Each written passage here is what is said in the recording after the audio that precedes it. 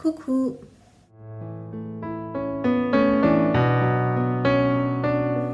Coucou tout le monde! Alors aujourd'hui on se retrouve après un petit moment sans vidéo quand même pour une vidéo qui va être un petit peu dure à filmer pour nous mais qu'on trouve importante parce que aujourd'hui on va parler de nos traumas.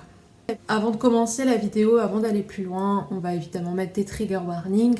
Cette vidéo va parler de nos traumatismes, donc si vous êtes sensible à certaines choses, peut-être ne pas aller plus loin. On va pas mettre des trigger warnings très précis parce qu'on va parler de beaucoup de choses, donc ça va être un petit peu compliqué. Mais voilà, vous savez que ça va parler de traumatisme, donc si vous êtes sensible à entendre le vécu des autres, n'allez pas plus loin dans cette vidéo. Par ailleurs, cette vidéo elle n'a pas pour but de attirer la pitié ou autre, vraiment pas. Ça a pour but, nous, premièrement, thérapeutiquement, ça nous fait du bien d'en parler. Et aussi, c'est pour montrer aux personnes que on a vécu ces choses-là, qu'on est là aujourd'hui. C'est aussi pour montrer quel genre d'actions ont des conséquences une fois enfant, après l'âge adulte, comment ces actions, ces événements agissent, qu'est-ce que ça peut engendrer. Donc c'est vraiment pas là pour attirer l'attention, c'est vraiment là pour prévenir, faire de la prévention sur certains événements, certaines choses auxquelles il faut faire attention. Et voilà en fait, donc on n'est pas là pour que vous nous plaigniez, on le fait bien assez tout seul. Donc bah c'est parti. Je vais essayer de faire le plus chronologiquement, le plus clairement possible, mais vu qu'il y a en jeu aussi tout ce qui a causé le TDI, donc les amnésies traumatiques, il se peut que notre ligne chronologique soit un petit peu brouillon. Ne nous en voulez pas pour ça, c'est vraiment, on va essayer de faire au mieux. Bon, on verra ce que ça donne. On s'est vraiment habillé en mode let's go, faut qu'on parle parce que voilà, c'est pas des sujets qu'on aime trop aborder. Donc excusez la tenue de la flemme, mais...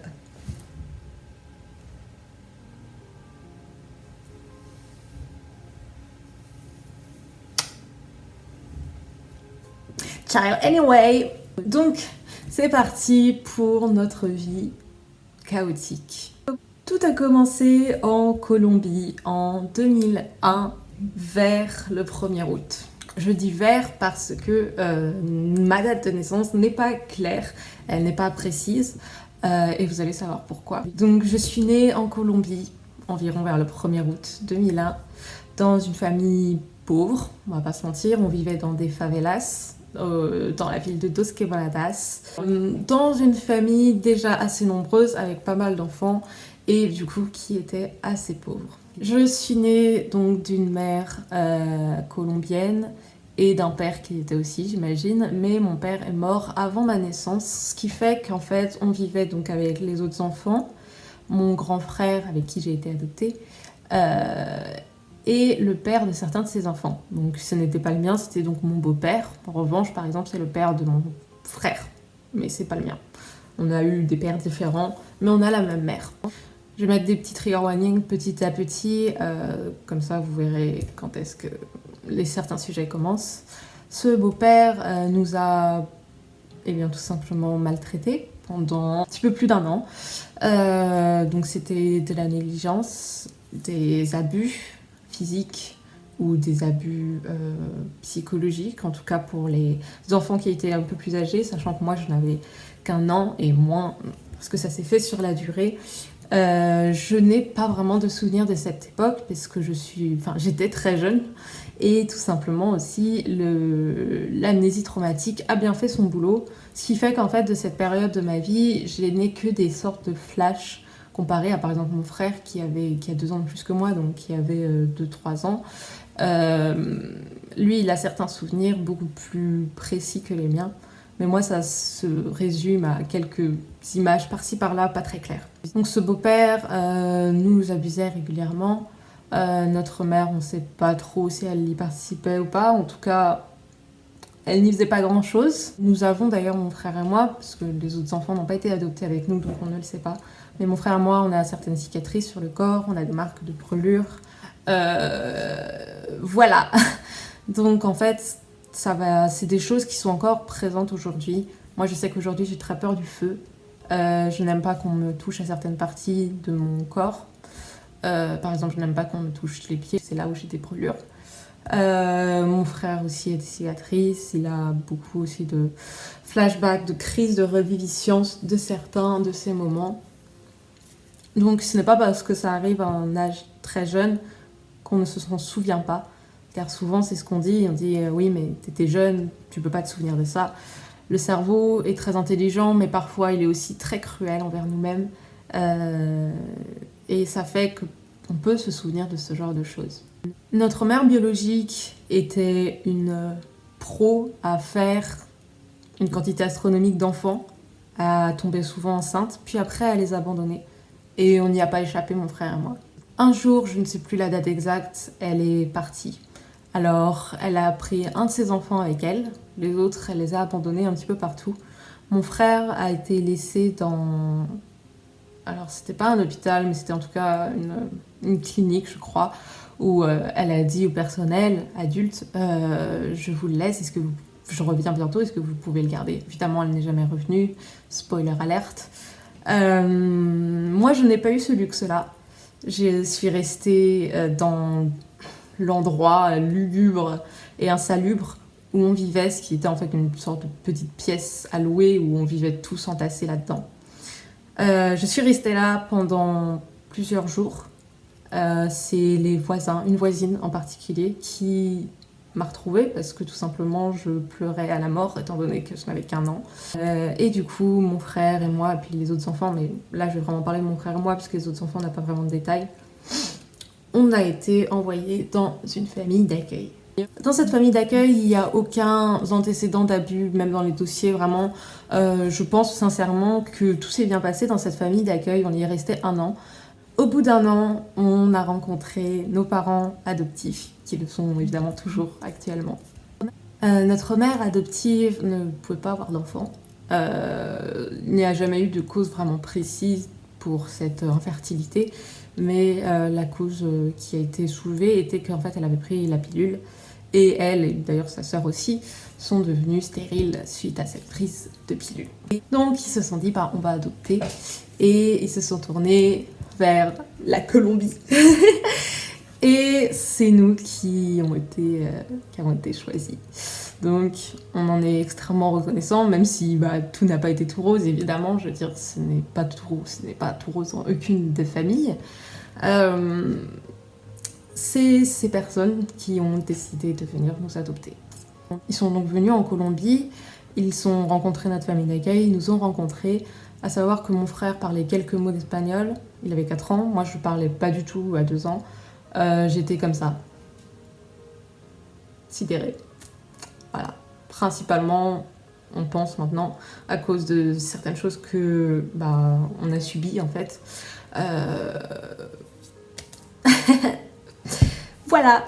Mes parents ont d'ailleurs pensé au début que j'étais handicapée parce qu'ils disaient c'est bizarre, elle parle pas, elle bouge pas, elle reste comme ça. C'est pas normal. Mais au fur et à mesure, ça s'est débloqué, donc tout va bien. Mon frère et moi, on a tout de suite eu beaucoup de problèmes par rapport à l'affection, à l'attention, à l'attachement. On était très très très collants et on demandait énormément d'attention puisque c'est ce qu'on n'avait pas eu pendant ces années. Mes parents nous ont ramenés en France et ça a été plutôt bien sur quelques années.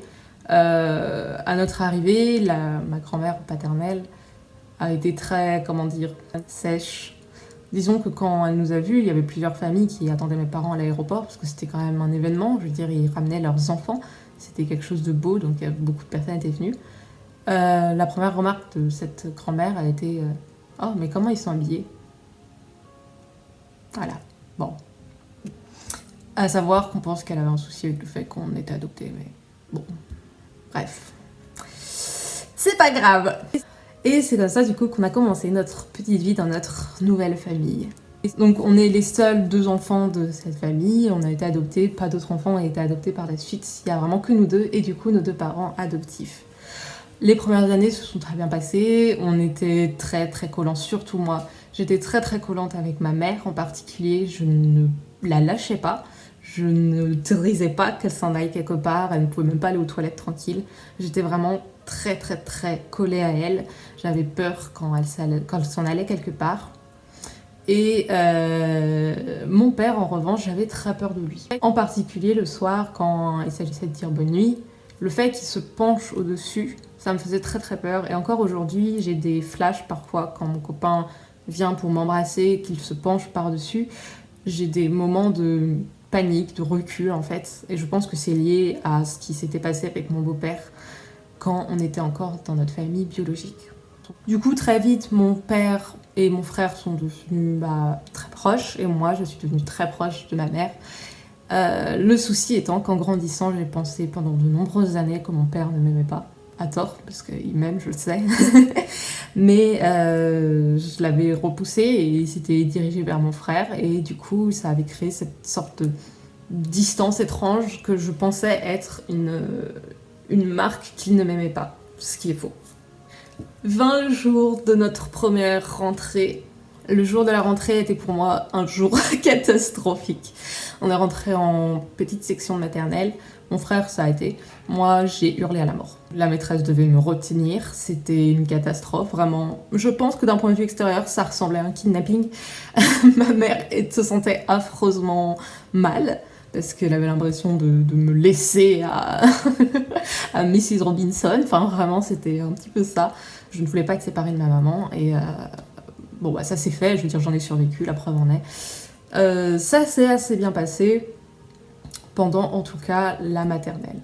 On a ensuite déménagé. J'ai fait ma moyenne section, grande section, puis le reste de ma scolarité dans les Yvelines. Et c'est là où ma scolarité a commencé à être un calvaire. Du côté de mon frère, pendant toutes ces années, ça s'est assez bien passé. En tout cas, il ne m'en a pas parlé, mais il faisait partie de ces personnes populaires. Et du coup, on va dire qu'il s'en sortait assez bien. Il avait des bonnes notes, j'avais des bonnes notes.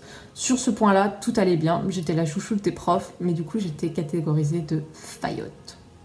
La fin de la moyenne grande section, ça allait à peu près. Je commençais déjà à vivre certaines choses qui n'étaient pas normales.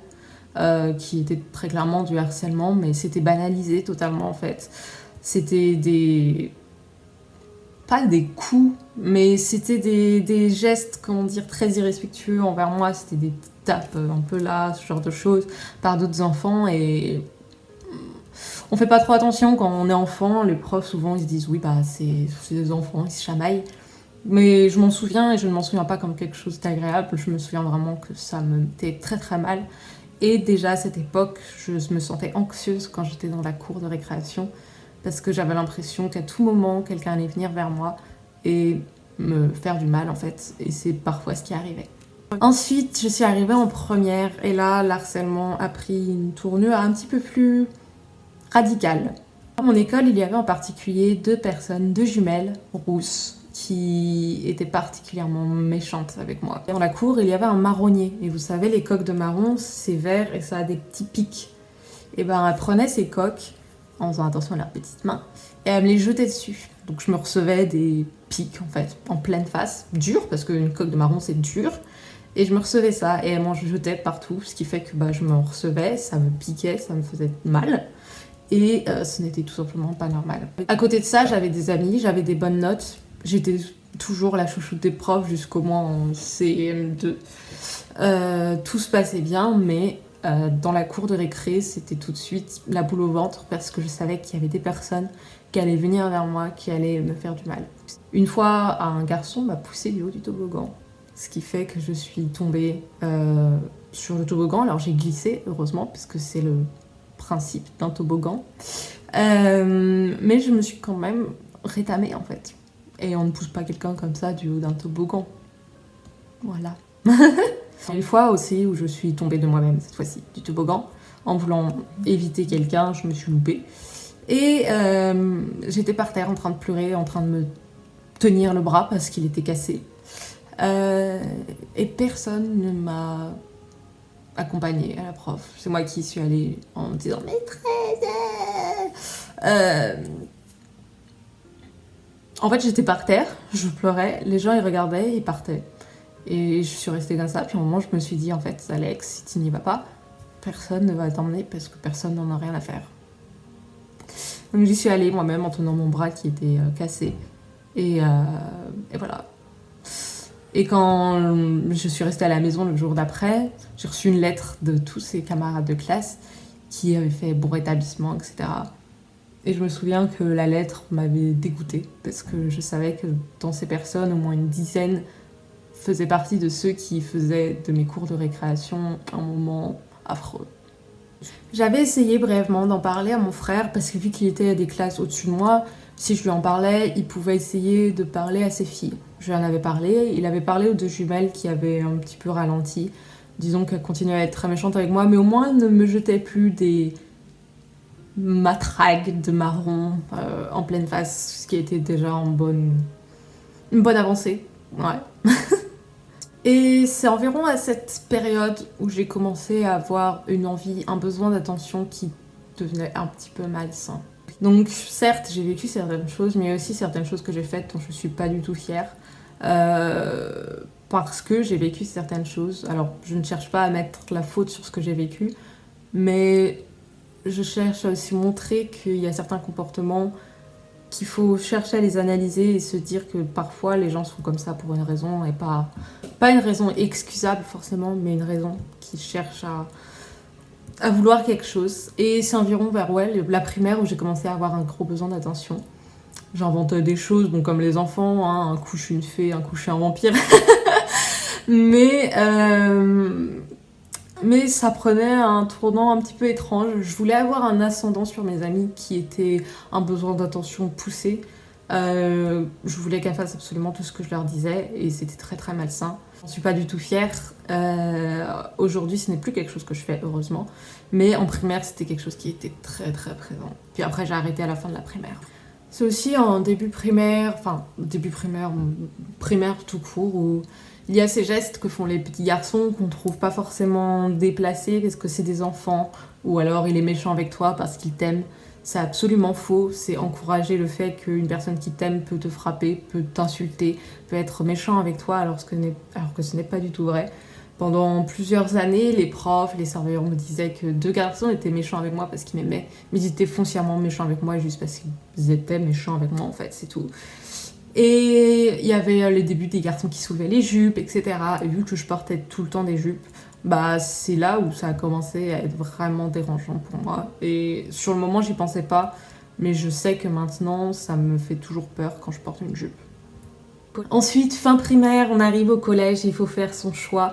Et je suis partie dans un collège où il y avait très peu de mes amis, en fait, j'avais aucune amie là-bas. Donc ça a été déjà très compliqué. Je me suis fait des amis assez rapidement parce que quand je me retrouve dans ce genre de situation, je deviens très sociable parce que j'ai un besoin, genre comme un instinct de survie, je me dis si tu t'intègres pas, t'es morte. Et c'est ce que je me dis encore aujourd'hui, je me dis si tu t'intègres pas, c'est fini pour toi, tu vas te faire marcher dessus, ça va être la catastrophe. Et c'est pas normal de penser ce genre de choses en fait, tu devrais te dire bah je me fais des amis, c'est cool, je vais rencontrer une nouvelle personne. Moi pour moi c'est si tu te fais pas d'amis, c'est mort, tu ne passeras pas cette année. Donc je me suis fait des amies, ça s'est bien passé pendant les premiers mois. Et au bout de quelques mois, elles ont totalement retourné leur veste et elles sont devenues mes harceleuses. Donc ces amies me poursuivaient dans la cour, elles me disaient des choses... Enfin, je fais partie de ces filles qui ont eu leurs règles très tôt. Et elles se moquaient de moi par rapport à ça. Elles hurlaient ça dans la cour en disant « tu peux pas avoir tes règles, tu peux pas avoir tes règles ». Sauf que en fait... Ça peut paraître anodin comme ça, mais moi je vivais tellement mal déjà d'avoir mes règles très tôt. Elles faisaient déjà très mal. En plus, les garçons du coup me regardaient comme ça. Enfin, en fait, ça attirait toute l'attention sur moi en mode c'est la fille qui a ses règles, alors que j'étais en 6e. Et moi, ça me paraissait pas étrange, mais par contre, ce qui me paraissait étrange, c'était ce comportement. Je me disais, vous étiez mes amis, pourquoi tout à coup vous retournez votre veste? Et ça a été ça avec presque toutes mes amies qui se prétendaient amis avec moi et qui en fait faisaient partie de mouvements d'harcèlement qui me tombaient dessus. Et avec cette arrivée en collège, je ne suis plus devenue la chouchoute des profs. Je suis devenue pour certains leur souffre-douleur. C'était une école assez prisée, avec un beau niveau, ce qui fait que quand tu n'avais pas un niveau acceptable, tu étais mal vu, en fait, tout simplement. J'avais une prof qui était ma prof de français et de latin, qui était particulièrement méchante avec moi et injuste, ce qui fait que même les personnes qui me harcelaient se rendaient compte que cette prof était injuste avec moi. Voilà, pour vous dire. Donc j'ai subi ça et ensuite on a déménagé. Sauf que notre déménagement n'a pas réglé les choses et du côté de mon frère qui avait une vie plutôt bien pour le moment, en tout cas en apparence, c'est devenu la catastrophe. On a déménagé en Normandie au milieu de l'année, ce qui fait que notre rentrée à mon frère et moi s'est faite après les vacances de Noël, donc en plein milieu de l'année, là où les groupes sont déjà formés. Et ça a été un petit peu dur. J'ai de nouveau vécu du harcèlement dès le premier jour de mon arrivée. J'ai eu des remarques racistes de personnes que je ne connaissais même pas, et dont aujourd'hui je ne me souviens même pas le nom parce que je les ai vues que quelques fois dans la cour. Bref, je me suis fait des amis. Je me suis fait en particulier une amie qui m'a guidée le premier jour et avec qui je suis toujours amie. Je sais pas si elle regarde mes vidéos, mais si elle les regarde, bah, je te fais un gros cœur. Et je repense à cette rencontre et c'était amusant.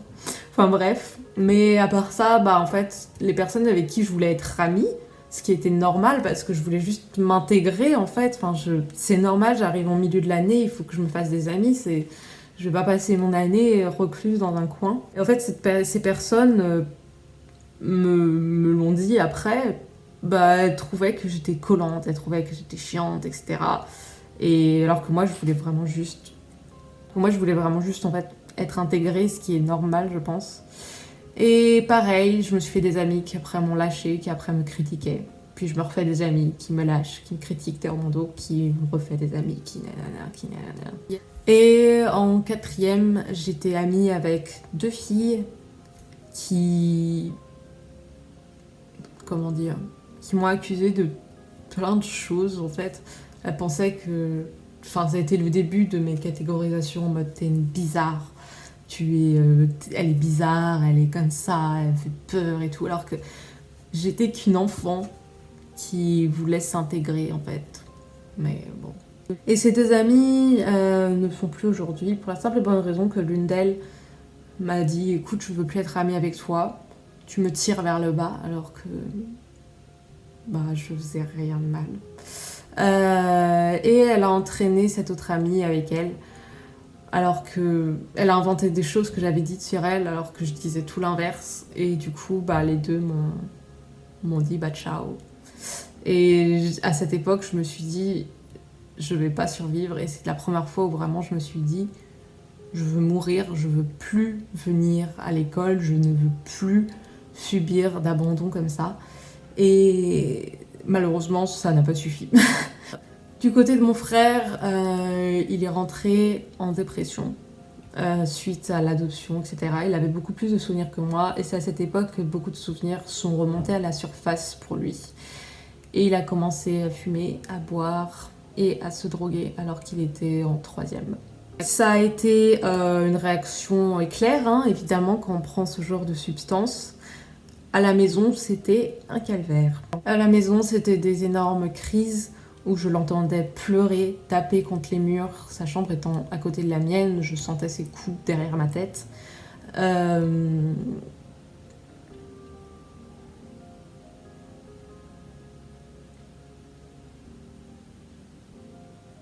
En fait, c'était même pas des... C'était pas des pleurs, c'était des cris de douleur, en fait. Et à l'époque, je lui en ai tellement voulu, et je m'en veux maintenant parce que j'aurais aimé être beaucoup plus là pour lui. Il pleurait pas, il hurlait, c'était comme si on lui plantait un couteau en plein cœur et qu'on s'amusait à le tourner dans tous les sens, c'était affreux. Mais à cette époque, je voyais ça juste comme une menace, je voyais ça comme il va nous faire du mal parce que malheureusement, c'est ce qu'il a fait. Il était violent avec ma mère, avec moi. Mon père devait parfois le plaquer au sol pour le retenir. Plusieurs fois, ils ont dû hésiter à appeler la police tellement c'était grave. il avait essayé de m'étrangler. C'était un calvaire. Il m'avait dit que je vais appeler des amis, ils vont t'apprendre la vie, ils peuvent te violer, etc. Et je n'en veux pas à mes parents d'avoir consacré leur attention à mon frère parce que c'est ce dont il avait besoin et malheureusement on ne peut pas bien gérer une situation comme ça. C'est impossible, c'est dur, c'est compliqué de gérer ça et personne ne le gère en fait. On fait au mieux, c'est juste ça. Mais le problème c'est que moi pendant cette époque j'étais aussi dans le début d'une grosse dépression et malheureusement personne n'a pu le remarquer.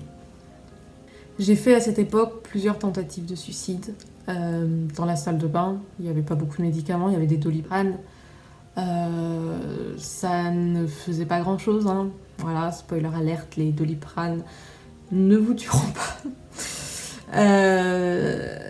Et personne ne les a remarqués. Un jour, je me suis réveillée sur le sol de la salle de bain. Il était l'heure d'aller en cours. Mon père m'a vue et m'avait dit « Oh, t'es là, habille-toi, faut qu'on aille en cours. » À aucun moment il a tilté que qu'est-ce qu'elle fait allongée là, endormie sur le sol de la salle de bain.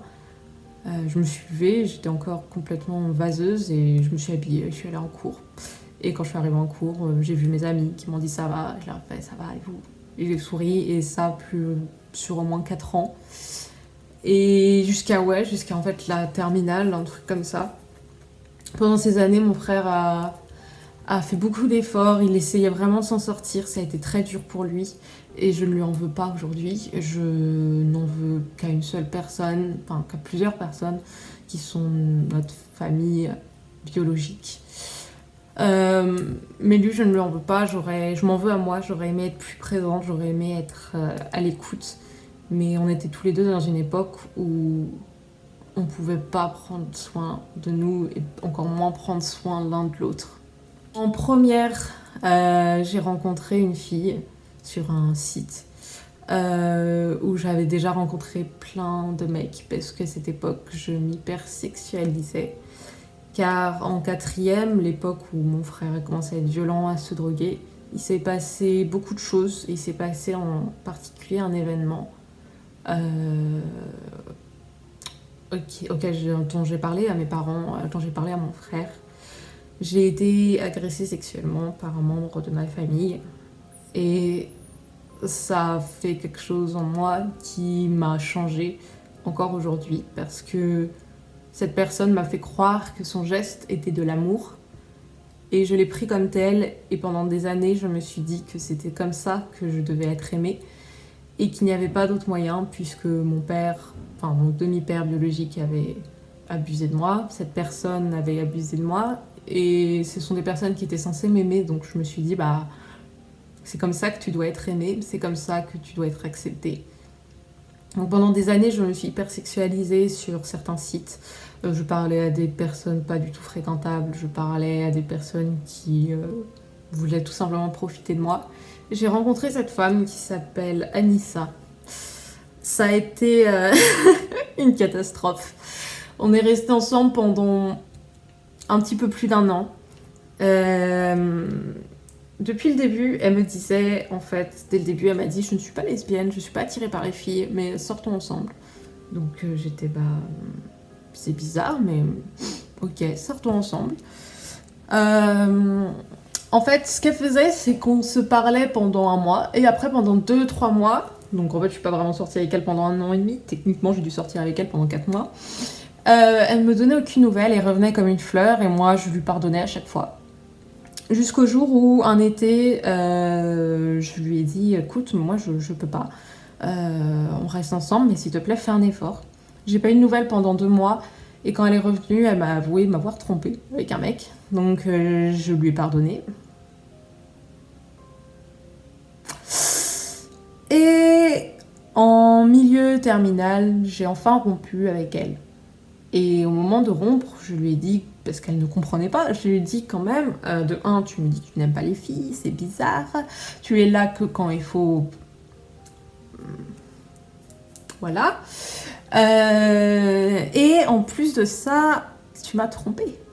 Elle me fait, comment ça, je t'ai pas trompée?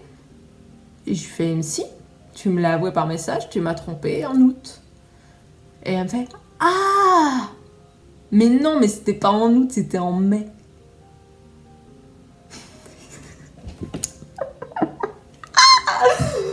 Oh, waouh!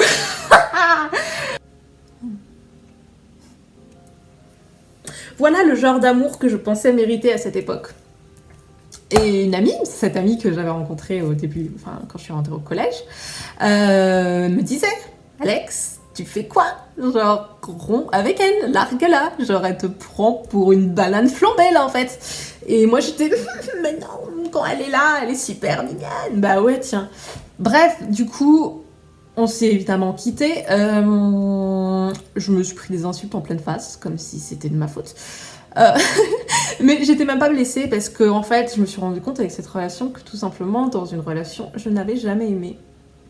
J'aimais le fait d'être aimée, j'aimais le fait de recevoir de l'attention, peu importe si cette attention était dirigée que sur mon physique. J'aimais être aimée, être appréciée, j'aimais être regardée, mais je n'aimais personne parce que pour moi, je n'étais pas une personne qui pouvait être aimée. Donc en fait, c'était toujours cette contradiction étrange. Et bah, on a rompu. J'étais bah ok, elle m'a pas aimée, je l'ai pas aimée. Et cette rupture était tellement ridicule que ça me fait plutôt rire qu'autre chose, même si j'ai extrêmement la haine quand même. Et c'est en terminale que j'ai commencé à parler avec Oscar, mon copain actuel. Et je me suis dit, c'est bon, on commence à arriver à une période bien. On commence à arriver à une période bien. Tu sors du collège, du lycée où ça a été que des abandons à droite, à gauche, à droite, à gauche. Hop, une petite agression par-ci, une petite agression par-là. Et la période également où je suis rentrée dans mes troubles alimentaires parce que du coup, je me suis dit, pour être aimée, il faut que tu sois parfaite. Parce que regarde-toi, comment une personne pourrait t'aimer comme ça? Donc j'ai commencé à ne plus manger, à me faire vomir et à perdre beaucoup de poids. Et je suis passée de 51 kilos, presque 52, à 45 kilos en à peine un mois. Voilà. Ce qui fait qu'évidemment, certaines personnes l'ont remarqué, mais vu que ce n'était pas totalement alarmant, physiquement, parce que quand je perds du poids, ça se ressent surtout sur ma santé, ça ne se ressent pas forcément physiquement. C'est passé à la trappe et ça a continué encore aujourd'hui. Mais j'ai rencontré Oscar et ça a été dur. Parce que pendant 2 ans, je l'ai fait ramer. Je l'ai fait ramer parce que c'était toujours cette contradiction de je veux que tu m'aimes, je sais que tu m'aimes, mais arrête parce que tu vas me laisser, donc pourquoi tu me fais ça en fait? Donc j'essayais de le repousser, mais en même temps j'essayais de le ramener aussi, parce que je voulais cette attention, je voulais cet amour, et je l'aimais. Je l'aimais déjà à cette époque, mais je m'en rendais pas compte. Pour moi, c'était juste un danger. Et surtout, les protecteurs du système étaient en mode « Arrête ». Parce que ça, c'est... Comment il s'appelle? Oscar? Non, il s'appelle Futur Abandon. Donc, c'était un petit peu compliqué. Voilà. À savoir que du coup, j'avais eu ce diagnostic, mais j'en parle pas trop là parce que c'est pas trop le sujet, de TDI en 4e. Et ça a été validé qu'après, pendant mes années fac. Donc voilà, j'étais en plein milieu de tout ça, d'abandon, de TDI, qu'est-ce que c'est, bref, voilà. Et Oscar m'a permis enfin de comprendre ce que c'était d'être aimé par une personne qui t'aime réellement et sainement.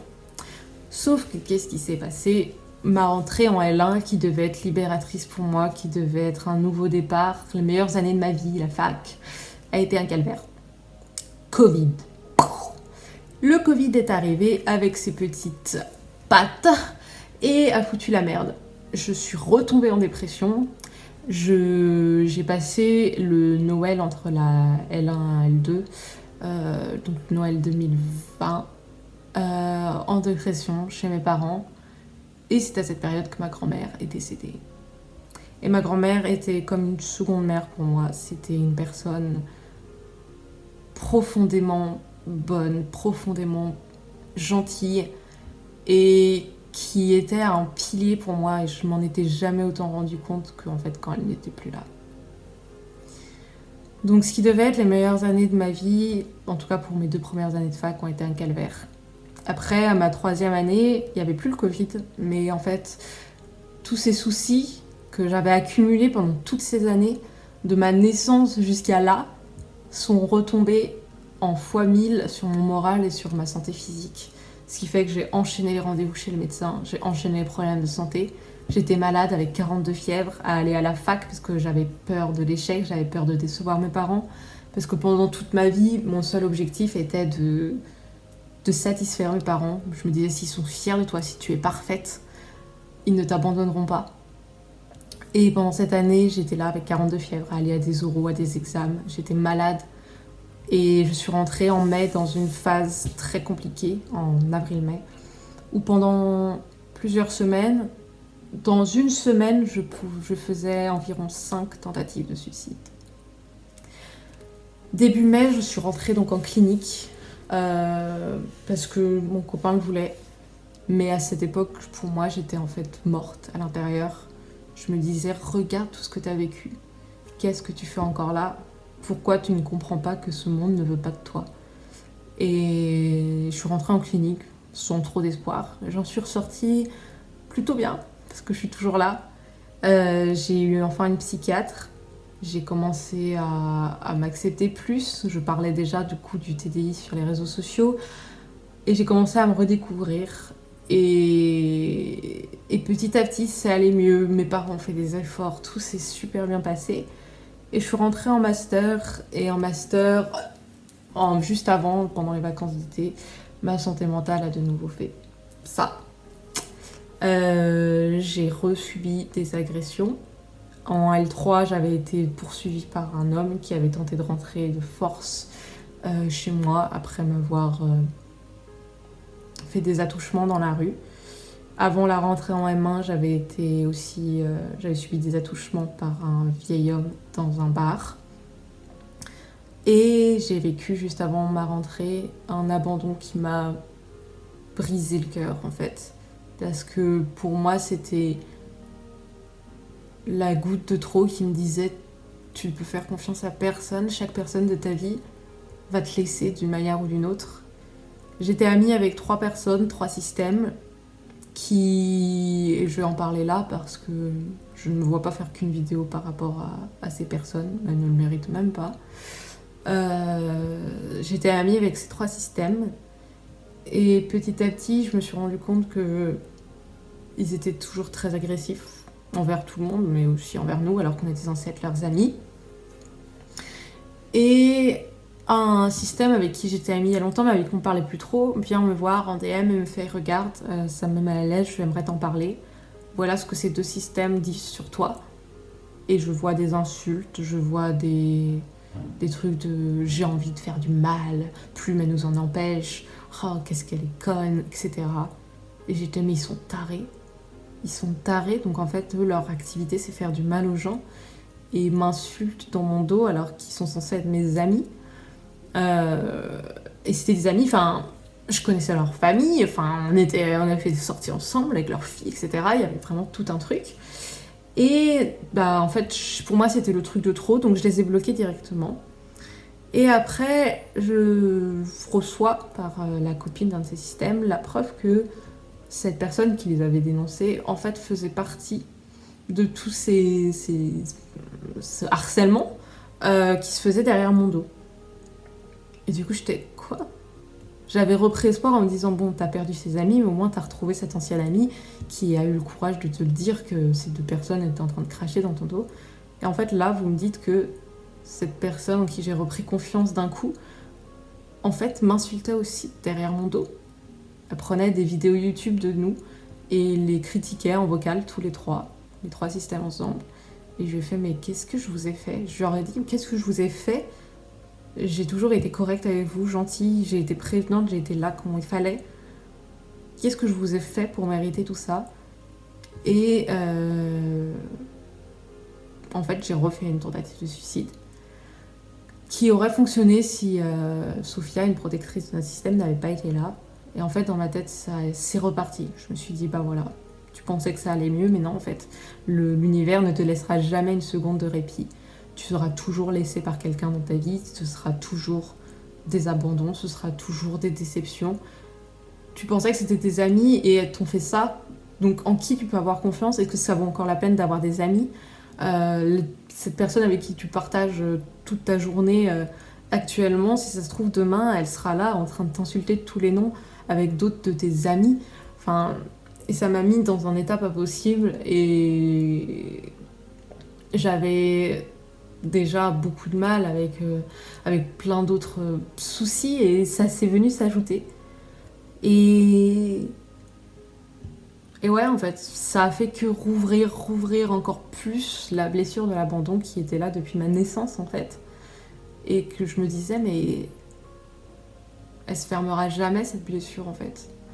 Je me disais, regarde, tu es né, on t'abandonne. Pendant toute ta scolarité, tu es harcelé, tes amis t'abandonnent aussi. Mon grand-père, qui je tenais beaucoup, est mort quand j'étais très jeune. Pour moi, je l'ai vécu comme un abandon. Après, j'ai mes relations amoureuses, pareil, c'était que des abandons. Après, tu arrives à la fac, les amis, c'est un peu éphémère, t'en as, change de direction, donc tu perds tes amis. Ma grand-mère meurt, donc encore un abandon. Après, ses amis te laissent, c'est un abandon. Mon chat qui était un chat merveilleux, elle venait vers moi quand je faisais des crises d'angoisse. On avait une relation très très forte, elle est morte aussi. Quand je l'ai appris, j'ai hurlé de douleur dans tout l'appartement, mes beaux voisins. Un abandon. Et je me disais, mais en fait, ça va jamais en finir. Ça va jamais en finir. Et du coup, il y a peu, j'ai fait une fugue. Parce que je me suis dit, en fait, le seul moyen que tu as pour arrêter ça, c'est de partir. Et vu que tu as pas le cran de te tuer, va-t'en. Et en fait, c'est pour ça que je parle de tout ça aujourd'hui. Parce qu'en fait, pour ces personnes, j'ai sûrement été qu'un passage dans leur vie. J'ai sûrement été que... Ah oui, tu te souviens de Alex? Ouais, elle était bizarre, ouais, Mais en fait, pour moi, c'est des personnes dont je me souviens toujours, qui m'ont marqué, qui m'ont blessée, et qui font qu'aujourd'hui, je ne crois plus en l'amitié, je ne crois plus à plein de liens. Et je ne crois plus dans le fait que j'ai une place, en fait, dans ce monde. Et avant de faire cette fugue, en fait, c'est cette rétrospective que je me suis fait dans ma tête. Je me suis dit, t'as vécu tout ça, mais tu comprends pas le message, que tu n'as rien à faire ici, en fait. Et c'était tellement violent dans ma tête que je me suis dit, va-t'en, fuis. Et Oscar nous a retrouvés. Et j'essaye de nous reconstruire, j'essaye avec les haltères qui souffrent aussi. Ce n'est pas que ma souffrance que je vous raconte là depuis 50 minutes. C'est notre souffrance, c'est ce qui fait qu'on en est là aujourd'hui. Et c'est un message de prévention de vous dire que par pitié, faites attention à ce que vous dites, faites attention à vos actions, faites attention à qui vous entoure, à ce qu'ils ressentent, à ce que vous dites. Mais pas qu'en vrai, aussi sur les réseaux, c'est ce que Sophia disait dans un TikTok. Vous, ça peut être un commentaire que vous trouvez drôle pour vous moquer brièvement de quelqu'un, parce que tout le monde le fait dans les commentaires, mais pour cette personne, c'est peut-être le énième commentaire, et celui qu'elle lira sera peut-être celui qui la poussera à vouloir quitter ce monde, en fait. Et si on vous raconte cela, c'est pas pour que vous éprouviez de la pitié, c'est pour qu'en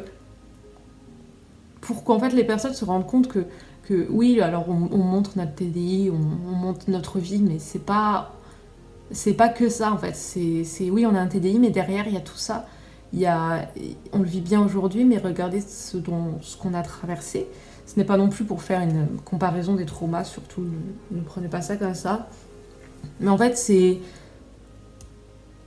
fait, voilà, moi je me dis, je ne veux pas être la personne qui, dans l'esprit de quelqu'un, est cette personne qui, à tel moment, fait qu'aujourd'hui je me sens mal, fait qu'aujourd'hui j'ai envie de me tuer ou autre. Je ne veux pas être cette personne. Et malheureusement, peut-être que je le suis, j'en sais rien. Mais voilà, donc je voulais en parler, en fait, parce que déjà, thérapeutiquement, c'est bon, je pense. Je me sens bien après en avoir parlé, mais voilà, en fait, c'est pas de la rigolade, c'est pas oui, bah t'as vécu quelques trucs, mais il y a pire ailleurs. Oui, il y a pire ailleurs. Évidemment qu'il y a pire ailleurs, et c'est affreux de se dire qu'il y a pire pour d'autres personnes, mais en attendant, ce pire qui est autre part, qui est juste dans la vie de quelqu'un d'autre, ce n'est pas ma vie. Et chacun a son fardeau, et par pitié, ne comparez pas vos traumas. Ce n'est pas parce que tu t'es cassé le bras et que ton voisin s'est cassé la nuque et qu'il a plus de risques d'avoir eu un souci permanent, une paralysie, d'être même mort, que ton bras n'est pas cassé et qui te fait mal. Ça ne change rien à ta souffrance. Reste une souffrance en fait. Et par pitié, ne comparez pas votre vécu sur le vécu d'un autre en fait. Parce que ça n'a rien à voir, on est tous différents et on a tous souffert. Mais voilà, il y a des personnes sur lesquelles ça a des conséquences. Et c'est pour ça qu'il faut faire attention, il faut vraiment faire attention. Et voilà. Donc je suis désolée, cette vidéo était pas très joyeuse, en plus je pense qu'elle est un peu brouillon, mais c'est vraiment premièrement pour nous qu'on l'a fait. Voilà, j'espère que quand même ça vous aura plu, je sais pas, c'est trop bizarre de dire ça. En tout cas je vais m'arrêter là parce qu'on a beaucoup parlé. Et je vous souhaite tous beaucoup de courage, je vous envoie beaucoup de force. Vous n'êtes pas illégitime comparé à une autre personne qui aurait peut-être vécu 20 000 événements de plus, j'en sais rien. Vous êtes légitime à partir du moment où en fait c'est votre vécu. Personne n'a à dire le contraire, personne n'a à le juger. Si vous souffrez, eh bien c'est que ça vous a marqué, ça vous a blessé et c'est votre droit en quelque sorte. C'est étrange de dire ça, mais c'est comme ça. Donc voilà, on vous fait plein de bisous. Prenez grand soin de vous et faites attention à vous, protégez-vous, faites vraiment attention à vous. Bisous.